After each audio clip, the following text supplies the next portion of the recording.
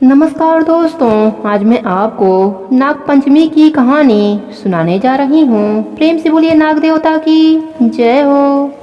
एक राजा के 7 पुत्र थे। उन सबके विवाह हो चुके थे। उनमें से 6 पुत्रों के संतान भी हो चुकी थी। सबसे छोटे पुत्र के अब तक कोई संतान न हुई। जेठानियां बांझ कहकर बहुत ताने देती थीं। एक तो संतान न होने का दुख और उस पर सास, ननद, जेठानी आदि के ताने उसको और भी दुखी करने लगे। इससे व्याकुल होकर वह बेचारी रोने लगती। उसका पति समझाता कि संतान होना या न होना तो भाग्य के अधीन है, फिर तू क्यों दुखी होती है। वह कहती, सुनते हो, सब लोग बांझ बांझ कहकर मेरे नाक में दम कर दिए हैं। पति बोला, दुनिया बकती है, बकने दे, मैं तो कुछ नहीं कहता, तू मेरी ओर ध्यान दे और दुखी को छोड़कर प्रसन्न रह। पति की बात सुनकर उसे कुछ सांत्वना मिलती, परंतु फिर जब कोई ताने देता तो वह रोने लगती थी। इस प्रकार एक दिन नाग पंचमी आ गई। चौथ की रात को उसे सपने में 5 नाग दिखाई दिए। उनमें से एक ने कहा, अरे पुत्री, कल नाग पंचमी है, तू अगर हमारा पूजन करे तो तुझे पुत्र रत्न की प्राप्ति हो सकती है। यह सुनकर वह उठ बैठी और पति को जगाकर सपने का हाल सुनाया। पति ने कहा, यह कौन सी बड़ी बात है। 5 नाग अगर दिखाई दिए हैं तो पांचों की आकृति बनाकर उनका पूजन कर देना। नाग लोग ठंडा भोजन ग्रहण करते हैं, इसलिए उन्हें कच्चे दूध से प्रसन्न करना। दूसरे दिन उसने ठीक वैसा ही किया। नागों के पूजन से उसे 9 माह के बाद सुंदर पुत्र की प्राप्ति हुई। प्रेम से बोलिए नाग देवता की जय हो। किसी राज्य में एक किसान का परिवार रहता था। किसान के 2 पुत्र व 1 पुत्री थी। एक दिन हल जोतते समय हल से नाग के 3 बच्चे कुचलकर मर गए। नागिन पहले तो विलाप करती रही, फिर उसने अपने संतान के हत्यारे से बदला लेने का संकल्प किया। रात्रि को अंधकार में नागिन ने किसान, उसकी पत्नी व दोनों लड़कों को डस लिया। अगले दिन प्रातः किसान की पुत्री को डसने के उद्देश्य से नागिन फिर चली तो किसान कन्या ने उसके सामने दूध का भरा कटोरा रख दिया। हाथ जोड़कर क्षमा मांगने लगी। नागिन ने प्रसन्न होकर उसके माता पिता व दोनों भाइयों को पुनः जीवित कर दिया।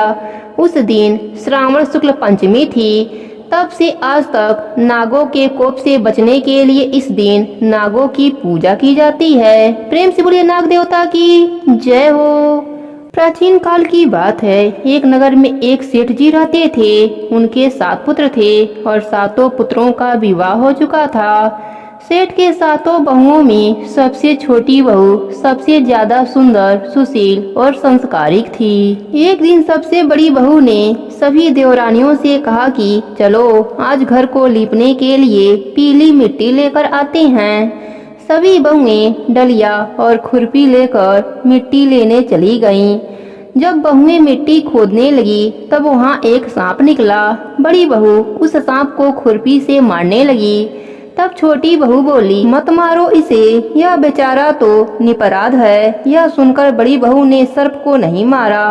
तब सर्प एक ओर जाकर बैठ गया। छोटी बहू ने सर्प से कहा, आप यहाँ से जाना मत, मैं अभी आती हूँ। ऐसा कहकर छोटी बहू सर्प के लिए दूध लेने चली गई। घर पहुंचकर वह अपने कामों में लग गई और सर्प से जो वादा किया था वह भूल गई। अगले दिन जैसे ही उसे यह बात याद आई तब वह दूध लेकर वहां पहुंची। तब उसने देखा सर्प तो वहीं बैठा था। वह सर्प से बोली, भैया मुझे माफ कर दो, मैं अपने घर के कामों में आपको दूध पिलाना भूल गई। तब सर्प बोला, मुझसे झूठ बोलने के लिए मैं तुझे अभी डस लेता, लेकिन तूने मुझे भैया कहा है इसलिए तुझे छोड़ रहा हूँ और आज से तू मेरी बहन हुई, तुझे जो चाहिए वह मांग ले। तब छोटी बहू बोली, भैया मेरा कोई नहीं है, मुझे एक भाई मिल गया और कुछ नहीं चाहिए, बस जब भी मैं आपको पुकारूं आप आ जाना। कुछ दिनों के बाद सावन के महीने में सेठ जी के सभी बहुएं अपने अपने पीहर जाने लगीं और छोटी बहू से बोली, तेरा तो कोई पीहर में नहीं है, तू कहाँ जाएगी। यह सुनकर छोटी बहू बहुत रोने लगी। तभी वह सर्प एक मनुष्य का रूप धारण कर उसके घर आया और बोला, मेरे बहन को भेज दो। तब सबने कहा, इसका तो कोई भाई नहीं था। तब सर्प बोला, मैं दूर के रिश्तेदार का भाई हूँ। इस तरह विश्वास दिलाकर छोटी बहू को उसने अपने साथ ले गया। रास्ते में उसने छोटी बहू को बताया, बहन, मैं तुम्हारा भाई सांप हूँ और तुम्हें अपने साथ नागलोक ले जाने आया हूँ।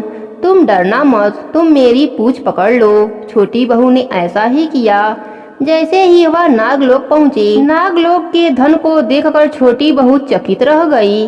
सर्प उसे अपने माता के पास ले गया और बोला, माता, यह मेरी बहन है। इसने मेरी जान बचाई थी और यह कुछ दिनों के लिए हमारे साथ रहेगी। सर्प की माता ने छोटी बहू को लाड किया। वहाँ सर्पों की बहुत छोटे छोटे बच्चे थे। वह रोज देखती कि माँ सभी को रोज दूध ठंडा करके घंटी बजाती। घंटी की आवाज सुनकर सभी बच्चे वहाँ आकर दूध पी लेते। एक दिन वह माँ से बोली, आज मैं दूध ठंडा कर देती हूँ। अभी दूध ठंडा भी नहीं हुआ था कि उसने जल्दबाजी में घंटी बजा दी। घंटे की आवाज सुनकर छोटे छोटे सांप दौड़ पड़े। दूध में मुंह डालते ही उनके मुंह जल गए। सभी बच्चे गुस्से में बोले, हम इसे काटेंगे। परंतु माँ के समझाने पर बच्चे मान गए।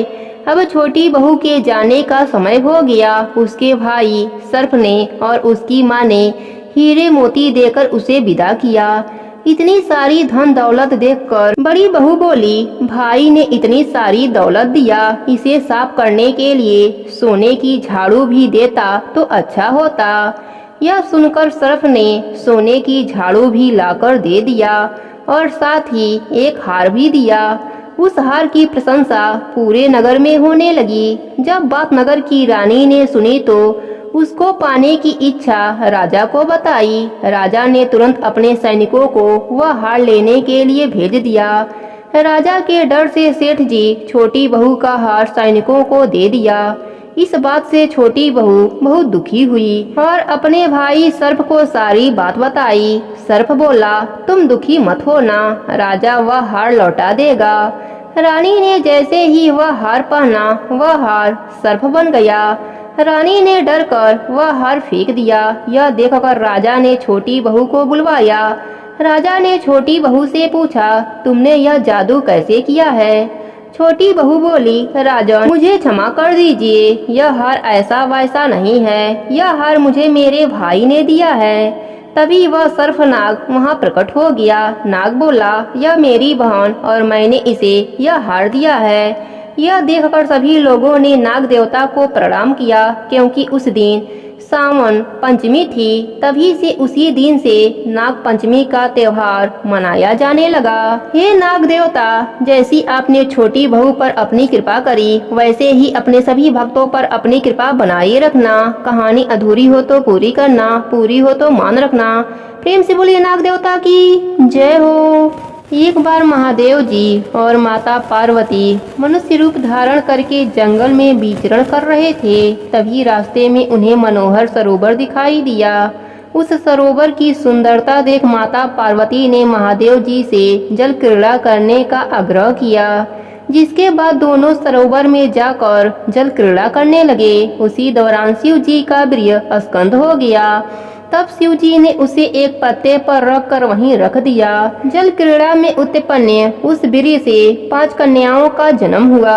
यह कन्याएं मनुष्य रूप में जन्म न लेकर सर्प रूप में जन्मी थीं, परंतु इन कन्याओं के जन्म से माता पार्वती बिल्कुल अनजान थीं। यह बात माता पार्वती को नहीं पता था कि उनकी 5 कन्याओं ने धरती पर जन्म ले लिया था। महादेव जी यह सब जानते थे कि यह 5 सर्प कन्याएं उनकी पुत्री हैं और भोलेनाथ अपने पुत्रियों को अपनी आंखों के सामने बड़ा होते हुए देखना चाहते थे। इसके साथ ही उनके साथ रहना भी चाहते थे, लेकिन महादेव जी ऐसा नहीं कर सकते थे। जिसके बाद वह रोजाना उसी जंगल के सरोवर में जाते और अपने 5 पुत्रियों के साथ खेलते और समय बिताते। रोजाना महादेव जी को चोरी छिपे उस जंगल के सरोवर में जाते देख माता पार्वती को महादेव जी पर शंका हुई। अगले दिन महादेव जी जब सबसे छुपकर उसी जंगल के सरोवर में जाने लगे, तभी माता पार्वती भी महादेव जी के पीछे पीछे चल पड़ी। महादेव जी को जंगल के सरोवर में 5 नाग कन्याओं के साथ खेलता देख माता पार्वती को क्रोध आ गया और उन्होंने उस नाग कन्याओं को मारना चाहा। जैसे ही माता पार्वती ने उस नाग कन्याओं को मारने के लिए अपना पैर आगे बढ़ाया, तभी महादेव जी ने माता पार्वती को रोक दिया और कहा, यह नाग कन्याएं तुम्हारी पुत्री हैं, तुम इन नाग कन्याओं की माता हो। यह सुनकर माता पार्वती को बड़ा आश्चर्य हुआ कि यह कन्याएं उनकी पुत्री कैसे हो सकती हैं। तब शिव जी ने माता पार्वती को उन नाग कन्याओं के जन्म के बारे में पूरी बात बताई। कथा को सुनकर देवी पार्वती का क्रोध शांत हो गया और वह हंसने लगी। तब भगवान शिव जी ने माता पार्वती को बताया कि उन कन्याओं के नाम जया, विषधर, शामिलबारी, देव और दोतली है। भगवान शिव जी ने यह भी बताया कि जो भी मेरी पुत्रियों का पूजा करेगा उनको कभी भी सर्प से भय नहीं सताएगा। उनको और उनके परिवार के लोगों को सर्प से कोई भी नुकसान नहीं होगा।